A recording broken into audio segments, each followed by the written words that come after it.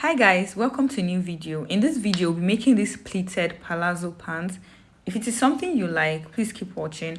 Also, don't forget to like, share, comment, subscribe, and turn on notifications so you'll be notified whenever I make a new post. Thank you. Now I'm going to show you the measurements we'll be needing for this style. First things, I have the waist, which is 28 inches, the hip, which is actually 44 inches, and the full length, which is 46 inches. Now to get the wideness of your pants, I'm going to be using my hip measurement, which is 44 inches divided by 4. Once I get my hip measurement, I'm going to multiply by 2. You can choose to multiply by 1.5, 3 inches, depending on how wide you want your palazzo to be. So I multiplied by 2 and I got 22 inches. So I'll be folding my fabric to give me 22 inches. That's for the front part. So the recommended yard to use for this pant is 2.5 to 3 to 3.5 yards of fabric, depending on the size of the person and how wide you want the palazzo to be. Now, the easiest way to get your crotch is to divide your hip measurement by 4. I'm dividing 44 by 4. I got 11 inches. But because this is a palazzo pant, I'm adding 2 inches because I want it to be very, very free, which brings my crotch to 13 inches. Now that I've gotten my crotch, the next thing is to get my crotch extension, and you're going to be dividing your hip measurement by 20. I did that and I got 2.4 inches. You can approximate it to 2 inches. But again, because this is a palazzo, I made it 2.5 inches.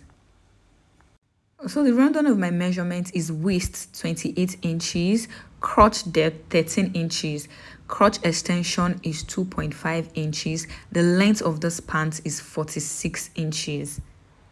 Now that's all the measurements I'll be needing for this pants. The first thing to do is to mark my starting point, which is also going to be my waistline. Then I'm going to go ahead and mark my crotch depth, which is 13 inches. I'm marking it on both sides, so I'll be able to get a straight line by the time I rule. So I'm just going to go ahead and rule a line. That's my crotch depth. For this style, I don't really need to get like a hip line or anything. This is enough. So I'm going to go in by my crotch extension. Remember the crotch extension, which is 2.5 inches. So I'm just going to mark a line from the crotch depth to the waist, which is going to be my crotch extension. So I'm just going to connect the line properly. The other one wasn't straight. And then you're going to just curve it in. Just give it a nice little curve. I'm using my free hand for this. You can go ahead to use your French curve just to get a nice... you can get the midpoint and then use a curve to get your extension. Now on the waistline, I'm just going to go out by 1 inch. And then I'm going to connect to the crotch line just to give it a tiny little definition. So that's actually all for this. I'll just go ahead and cut it off, open it up to the end. After doing that, I'll go and cut off my crotch extension. Please just follow what I'm doing, just like this. Now that's all. This is really easy. I'm going to set it aside and then I'm going to place another fabric for the back.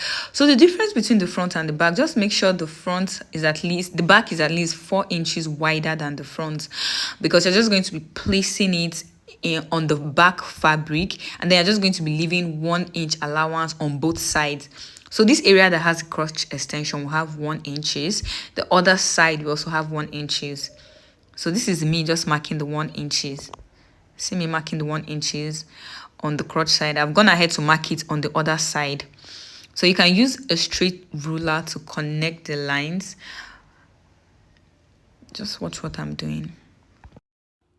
So here I was just trying to use a straight ruler to connect to the lines. It's actually thin. Then I'll go ahead and cut on the exact lines. I'm cutting on the other parts. So make sure you don't forget to put your 1 inches. And that's actually all for the cutting of this pant. This is what the back looks like when I was done cutting. You can see me marking this fabric so to differentiate the front and the back easily. Now the next thing is to sew on the crotch area. You're actually going to place the fabric right side facing right side. This is for the back. This point I'm marking, I'm just going to use a loose stitch on that area because that will have my zipper allowance. So I just want to make sure I'm using like a loose stitch so it will be easy for me to lose. So that's the point where I'm marking. That's about 7 to 8 inches. You go ahead and sew it on that area. You repeat the same thing for the front. You're just going to pin them together, right side facing right side, and sew by half an inch down to the crotch extension. Now I've gone ahead to sew it by half an inch. You can also serge it if you have a serger at home. The next thing to do is to open up like so. So that's the middle part, the part that has the joining.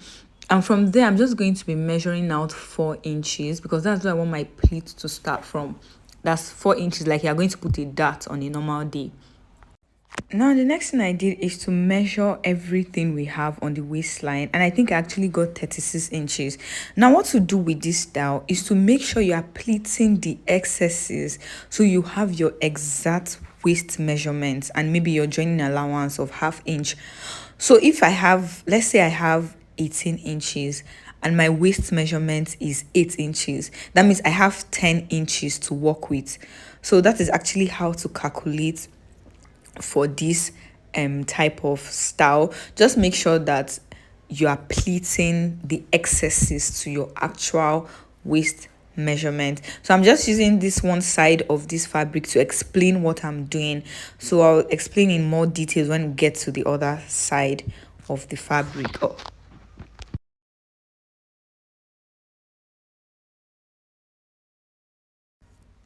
Now for the other side of this front piece, I've gone ahead to mark my 4 inches, which is like my dart, where my dart is supposed to start. From the 4 inches I marked, I went ahead to mark another 4 inches. Now I'm picking that 4-inch point to meet the other 4-inch point that I made to give me a pleat. I'm going to pin this down. I hope you understand what I'm doing. From that part I've pleated, I'm going to go out by another 4 inches, and then I'm going to bring it back. That 4 inches I took out, I'm going to bring it back to join it to the other one that I have already joined together to give you like a kiss pleat. So that's just the simple way to explain this. I hope you're able to understand what I was doing. So I'll still explain for the back. So if you don't get it clearly, please wait for the back.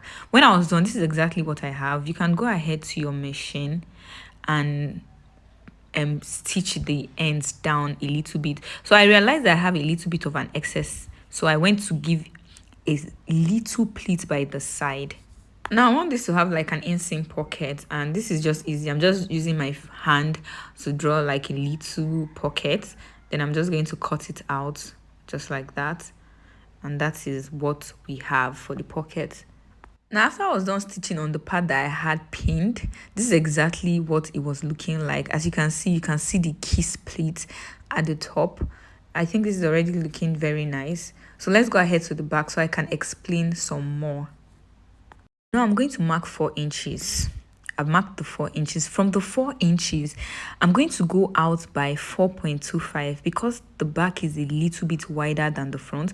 I went out by 4.25. Now I'll pick that part I marked and then I'll join it to get a pleat to the part that I marked 4.25. I hope you understand what I'm saying. If not, please just watch what I'm doing.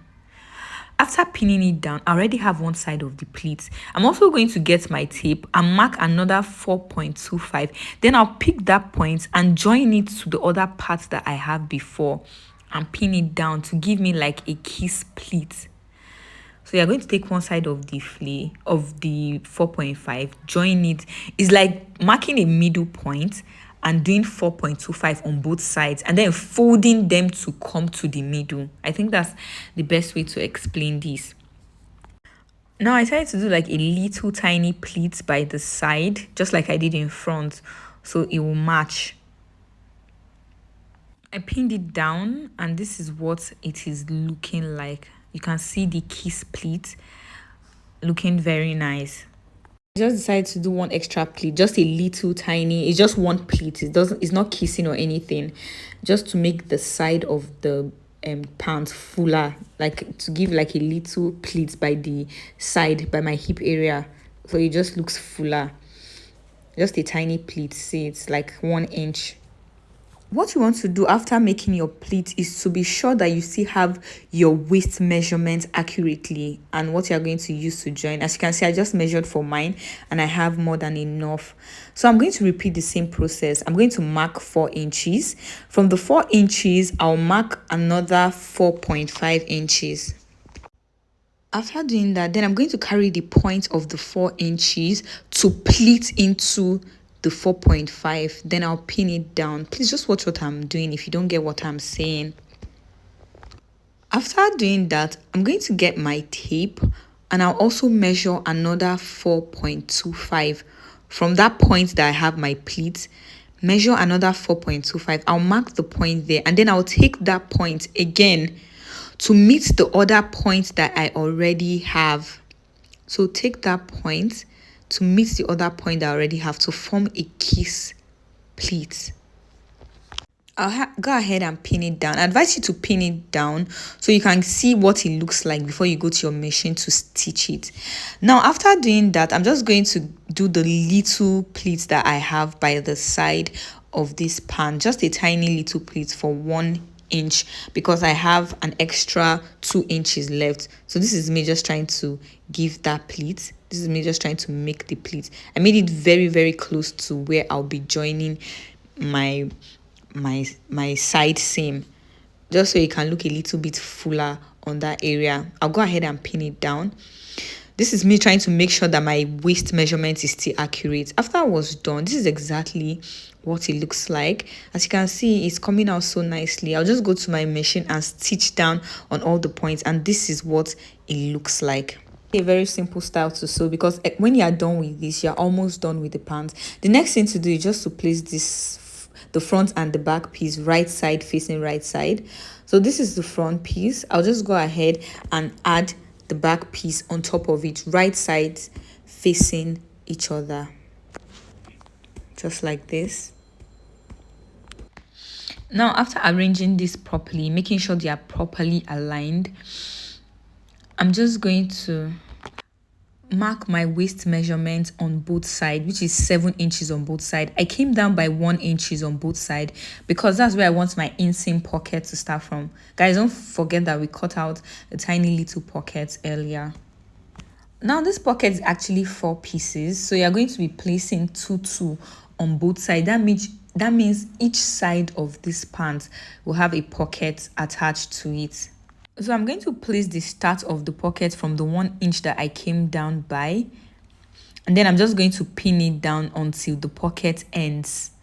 So you can see me pinning it down. I'm going to do the same for the other side. You're just going to place it on the 1 inch that you came down by, pin it down, and also pin down the end of the pocket with your pin. That's just how to go about it. And guys, please, I made a little mistake. When you are placing this pocket, please make sure you are placing it on the right side, so that when you turn to right sides of the pocket facing each other, so that when you turn it outside, the stitching will actually be at the back, not in front. Because the way I was pinning it down, I was pinning it on the wrong side. Please take note of this. Make sure you do it like that.